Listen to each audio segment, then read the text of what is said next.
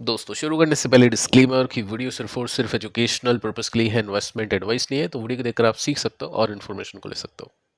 बाकी से पहले एक वीडियो मैं आपको दे चुका हूं जिसमें आज के मार्केट के बारे में डिस्कशन किया है कि निफ्टी आज के ऊपर गया प्लस आगे क्या हो सकता है। टेक्निकली फंडामेंटली काफी बारीकी से चीजों को हमने यहाँ पे देखा है, तो आप इसको चेकआउट कर लीजिएगा।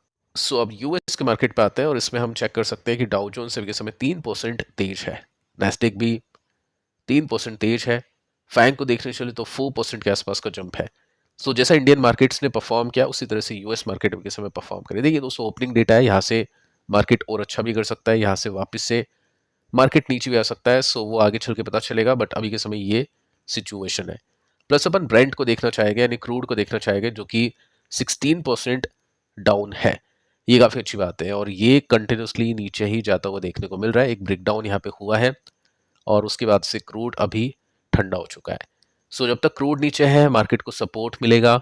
और इतना सब कुछ हो चुका है कि सीज फायर भी हो चुका है, उसके बाद में कुछ अटैक्स भी हो चुके हैं, लेकिन मार्केट को अब उसका बिल्कुल भी फर्क नहीं पड़ रहा है।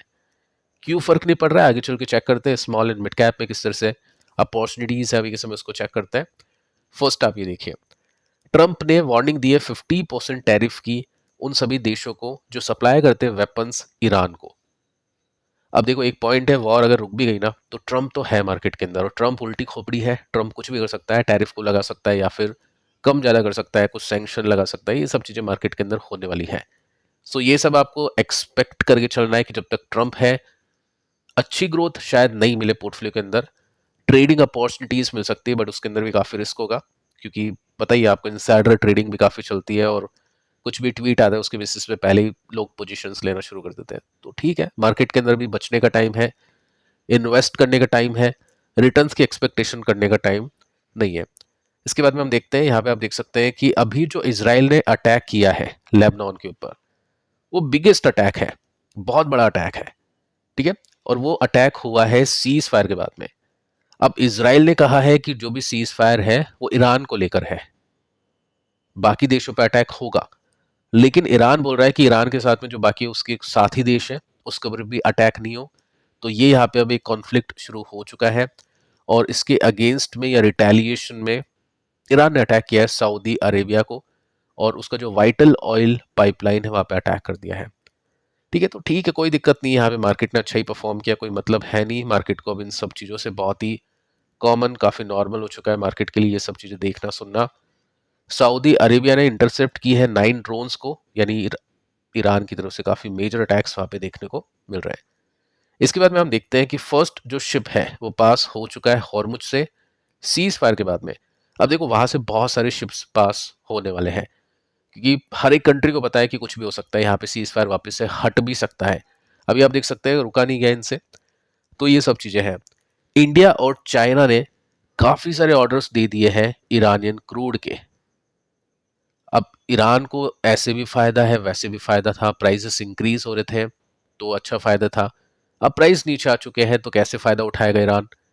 ईरान देखिए डिमांड करता है $1 एक्स्ट्रा लूंगा पर बैरल के, हॉर्मुज के रास्ते से गुजरना है तो। पेमेंट डॉलर्स में नहीं होगा, पेमेंट होगा क्रिप्टो करेंसी के अंदर। ठीक है, तो इंडिया को भी यहाँ पे पे करना पड़ेगा। सो ईरान इसलिए नहीं चाहेगा वॉर को रोकना, क्योंकि एक्सपोर्ट इसके इंक्रीज कर चुके हैं। चीन को बहुत एक्सपोर्ट किया है, ऑयल के प्राइस इंक्रीज करते तो ईरान का काफ़ी फायदा होता है। काफ़ी कुछ सैंक्शंस भी हट चुके हैं जो यूएस ने लगा दिए थे, प्लस अभी भी काफ़ी अच्छा फायदा है। तो ईरान चाहेगा नहीं वॉर इतनी आसानी से खत्म हो जाए। इसके बाद में देखिए दोस्तों, यहाँ पे हम एफआई की सिचुएशन देखें ना तो बहुत ही इंटरेस्टिंग देखने को मिलती है, काफ़ी शॉकिंग हम बोलेंगे इसको, क्योंकि 8 तारीख को 2800 करोड़ की सेलिंग की है। मार्केट ने अच्छा परफॉर्म किया, कुछ मेजर ब्रेकआउट्स यानी रिवर्सल हमको देखने को मिले, स्टिल एफआईस ने सेलिंग की है। तो क्या डीआईस ने बहुत बाइंग की है, ऐसा है क्या, उसको चेक कर लेते हैं। तो डीआईस ने जस्ट 4000 करोड़ की बाइंग की है। सो मार्केट ऊपर कैसे गया, मार्केट दोस्तों ऊपर गया एफएनओ के दम के ऊपर। सो बड़े जो इन्वेस्टर्स है, एफआईज है, डीआईस है, उनको भी ट्रस्ट नहीं है कि मार्केट यहां से सस्टेन करेगा और कंटिन्यूसली तेजी दिखाएगा। इनकी बाइंग इसलिए हो रही है क्योंकि शॉर्ट टर्म के जो ट्रिगर्स है वो पॉजिटिव है, तो उस बेसिस पे एफएनओ में बाइंग कर ली, एक ट्रेंड का फायदा उठा लिया शॉर्ट टर्म का। वापस से अगर कुछ अपोजिट होता है तो एफएनओ की सेलिंग हो जाएगी, कैश मार्केट में वैसी चीजें बिक रही है। तो वो सब चीजें अभी के समय चलते हुए देखने को मिल रही है। सो पॉइंट दोस्तों ये है कि अब जो मार्केट है, इस मार्केट के अंदर जितनी भी कुछ ऐसी न्यूज़ है कि ये जो माइनर अटैक चल रहा है, माइनर है नहीं, स्टिल मैं इनको माइनर बोलूंगा क्योंकि जो मेजर अटैक है उसकी धमकी दी है ट्रंप ने, और वो अटैक है वो पावर प्लांट के ऊपर होगा, और साथ में वहाँ की जो हम बोल सकते हैं पावर प्लांट कोई सबसे मेजर हम बोलेंगे कि वहाँ पे जो अटैक हो गया या फिर जो भी उनकी सभ्यता है उसको उड़ाने की बातचीत की जा रही है, तो वो कुछ मेजर अटैक्स है। अगर पावर प्लांट के ऊपर अटैक नहीं होता है तो मुझे ऐसा लगता है कि मार्केट को अब फर्क नहीं पड़ेगा, क्योंकि मार्केट के अंदर काफी कुछ प्राइस इन हो चुका है और क्रूड भी ऊपर नहीं जाएगा। ठीक है, ऐसा मुझे लगता है पर्सनली। लेकिन अगर कुछ मेजर अटैक हो गए और कुछ अनएक्सपेक्टेड हो गया तो फिर क्रूड बढ़ेगा और मार्केट वापस से नीचे आएगा। सो ये एक पॉइंट है, ये एक हम एक फैक्टर मान सकते हैं, एक ट्रिगर मान सकते हैं, इंडिकेटर मान सकते हैं, इंडिकेशन मान सकते हैं कि अगर कुछ मेजर अटैक हो गया तब जाके ऐसी पॉसिबिलिटी बन सकती है। अब देखिए दोस्तों, अपॉर्चुनिटीज को देखें तो लार्ज कैप कंपनीज में बहुत अच्छी अपॉर्चुनिटीज है। कंपनी के स्टॉक्स आपको पता ही है, अच्छे से रिसर्च कर सकते हैं, वैल्यूएशन काफी कंफर्टेबल हो चुकी है, ग्रोथ वाली कंपनीज नॉर्मली इन्वेस्टर्स को पता होती है। प्रॉब्लम कहाँ पे आती है? प्रॉब्लम आती है मिड कैप और स्मॉल कैप्स के अंदर। यहाँ पे बड़ी प्रॉब्लम आती है, यहाँ पे चूज करना काफी डिफिकल्ट है। प्लस Q4 के रिजल्ट से पहले small and mid cap company में बाइंग करना बहुत डिफिकल्ट है, क्योंकि ये जो अभी प्राइस इंक्रीज हुआ है, थोड़ा प्रॉफिट के मार्जिन हर्ट हो सकते हैं आगे चल के, ट्रम्प कुछ टैरिफ लगा दे किसी पर्टिकुलर सेक्टर के ऊपर, वो कंपनी अगर किसी इन्वेस्टर ने खरीद ली, फिर वो कंपनी नहीं चलती है 2 4 5 साल तक, तो पैसे अटकते हैं। तो या तो Q4 के रिजल्ट देखने के बाद में इन्वेस्टिंग की जाए स्मॉल एंड मिड कैप्स में, या फिर अभी अगर हमको कुछ देखना है तो वो हम देख सकते हैं म्यूचुअल फंड्स के थ्रू, क्योंकि एनएवी अभी काफी नीचे आ चुकी है, यूनिट्स अभी काफी ज्यादा अवेलेबल हो जाएगी, और फंड्स किस तरह से चूज करते हैं वो मैं आपको यहाँ पे सिखा देता हूँ। सो फर्स्ट आप देखोगे कोई भी फंड होगा तो हम देखते हैं 6 मंथ के रिटर्न्स, क्योंकि अभी जो कार्यक्रम हुआ है ये 1 महीने में ही हुआ है, लेकिन हम 6 महीनों के रिटर्न्स देख सकते हैं, चाहे तो आप 1 महीने के रिटर्न्स देख सकते हो।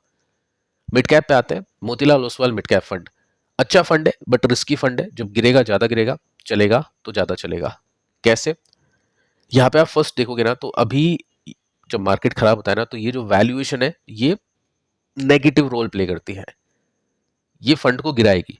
जब बुल मार्केट होगा तो यही वैल्यूएशन पॉजिटिव रोल प्ले करेगी, क्योंकि उन्हीं कंपनीज में अच्छी बाइंग होगी जिनकी वैल्यूएशन ज्यादा है, क्योंकि उनके नंबर्स अच्छे आने की संभावना होगी। सो यहाँ पे हम ये देखेंगे कि वैल्यूएशन है 42 की, यानी बहुत ज्यादा है। ठीक है, बीटा मतलब कि निफ्टी के कंपैरिजन में ये फंड कितना अप्स एंड डाउन्स करता है, तो 1 के आसपास होता है, नॉर्मल है, कोई दिक्कत नहीं है। अल्फा की बात करें तो ये जो बेंचमार्क है मिड कैप 100 का जो इंडेक्स है, उसके कंपैरिजन में कैसे रिटर्न्स दे रहा है, तो उसके आसपास ही रिटर्न्स दे रहा है, तो कोई बहुत बड़ी बात नहीं है, और वो इसी वजह से क्योंकि अभी काफी नीचे आ चुका है। सो यहाँ पे हम ये बोलेंगे कि इसकी जो कंपनीज है उनकी जो वैल्यूएशन काफी ऊपर है और उनके नंबर्स खराब आ सकते हैं या फिर एक्सपेक्टेशंस ज्यादा होगी, तो यहाँ पे थोड़ा सा रिस्क है। तो हम ये मान के चलेंगे कि हो सकता है थोड़ा मौके और मिल जाए बाद में भी इन फंड्स में इन्वेस्ट करने के। सेकंड जो फंड है, एग्जाम्पल लेके चल रहा हूँ, ऐसा नहीं है कि इन्हीं कंपनी के इन्हीं फंड्स के ऊपर आपको खरीदना है या बेचना है या अपनी स्टडी करनी है, बहुत सारे फंड्स हैं, एग्जाम्पल दे रहा हूँ कि कैसे आप चूज कर सकते हैं, क्या क्या चीजें आपको देखनी चाहिए। HDFC मिड कैप को देखो इसी टाइम फ्रेम के अंदर 6 मंथ के अंदर, तो रिटर्न्स आप देख सकते हैं 6 महीनों के ओनली 5% नेगेटिव है, वहाँ पे 17% नेगेटिव था, यहाँ पे 5% नेगेटिव है। और यहाँ पे आप देखोगे ना तो वैल्यूएशन वहाँ पे जो 40+ थी यहाँ पे 26 है, बहुत कम है। बीटा भी ठीक है, अल्फा भी ज्यादा है, इट मीन्स उसके कंपैरिजन में यहाँ पे रिस्क कम है। सेम अपन आते हैं स्मॉल कैप के अंदर, एग्जाम्पल है बंधन स्मॉल कैप का, 6 महीनों में रिटर्न्स आप देखो 7% नीचे सिर्फ, और अगर मैं इसकी वैल्यूएशन को देखूं तो 16 का पीए बहुत कम है, अल्फा देखो बहुत ज्यादा है। सो यहाँ पे हम बोल सकते हैं कि इस फंड के अंदर रिस्क काफी कम है, ग्रोथ काफी ज्यादा मिल सकती है। ठीक है, ऐसा नहीं है फंड आपको जाके खरीदना है, अपनी रिसर्च करो, जस्ट मैं आपको यहाँ पे सिखा रहा हूँ, ऑप्शंस बता रहा हूँ। इसके बाद में एक और फंड को देखते हैं जो कि टाटा स्मॉल कैप। यहाँ पे ये फंड 6 महीनों के अंदर 18% गिर चुका है। अगर मैं पिछले फंड के साथ में इसको कंपेयर करूं तो यहाँ पे वैल्यूएशन कितनी थी? 16 की थी, और इस फंड की वैल्यूएशन है 29 की। ये दोनों स्मॉल कैप फंड है, पिछले जो 2 फंड थे वो मिड कैप फंड है। डिफरेंस देखो कितना है। अगर इसमें अल्फा दिखाऊं तो ये अपने इंडेक्स को भी बीट नहीं कर पा रहा है। ठीक है, तो ये सब चीजें आपको देखनी है, तब जाके आप एक सही फंड का चुनाव कर सकते हैं। और किसी को फंड में इंटरेस्ट नहीं है तो डेफिनेटली स्टॉक्स है, लेकिन अगर क्वार्टर फोर नहीं देखा तो फिर वो रिस्क बहुत ज़्यादा बढ़ जाएगा। बाकी आपकी अपनी रिसर्च के हिसाब से काम करिए। जस्ट मैं आपको यहाँ पे सजेशन दे रहा हूँ और आपको एजुकेशन दे रहा हूँ कि किस तरह से आप चीज़ों को देख सकते हैं और मार्केट की जो भी न्यूज़ है वो मार्केट के ऊपर कैसे इम्पैक्ट डालेगी। फिलहाल इस वीडियो में इतना है, पिछले वीडियो को आप जरूर से देख लेना। मिलते हैं नेक्स्ट वीडियो में, तब तक के लिए बाय बाय।